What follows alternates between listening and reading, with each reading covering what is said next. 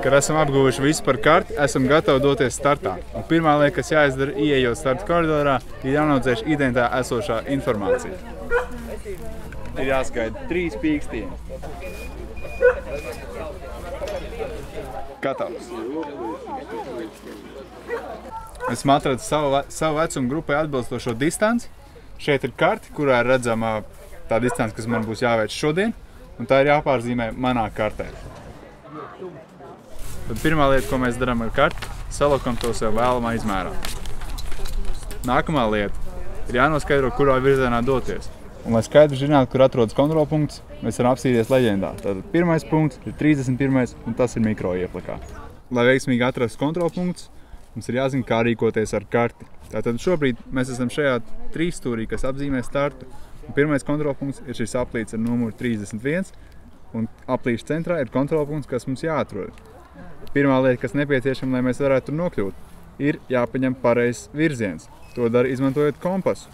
Kompass oranžā bulta rāda uz ziemeļiem, un katrā kartē ir vairākas līnijas, kas arī norāda uz ziemeļiem. Lai mēs varētu paņemt šo pareizo virzienu, kompasa bulta ir jāsalāgo ar kartes līnijām.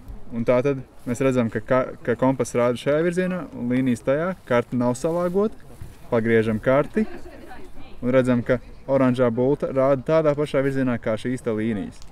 Un tagad mēs iedomājamies, ka šī līnija turpinās dabā, un tādējādi mums jāskrien ir tajā virzienā. Katrā etapā jābūt skaidram plānam, kā atrast kontrolpunktu.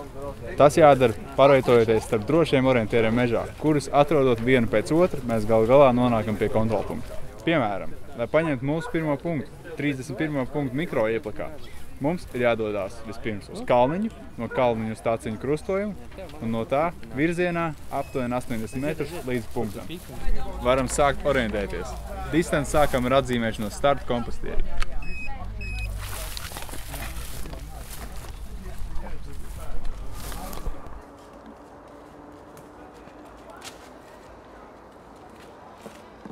Esam sasnieguši kalniņu.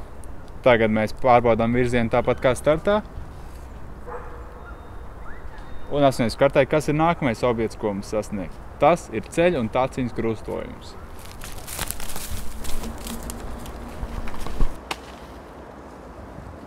Un no šeit jau mēs varam redzēt krustojumu. Un mēs esam veiksmīgi nonākuši pie tāciņu krustojuma. Līdz kontrolpunktam ir palikuši 75 metri, kas ir kartē 1 centimetrs. Un tādu attālu mēs varam veikt, ejot tīri pēc virziena. Paņemam virzienu, tāpat kā startā, salāgojam kompasu bultu ar kartes līnijā, paņemam virzienu un dodamies uz kontrolpunktu.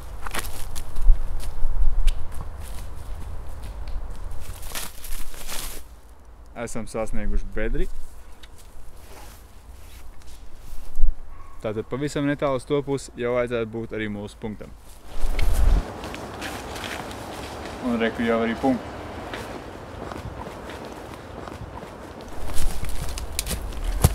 Punkts ir 31. Man vajadzēja 31.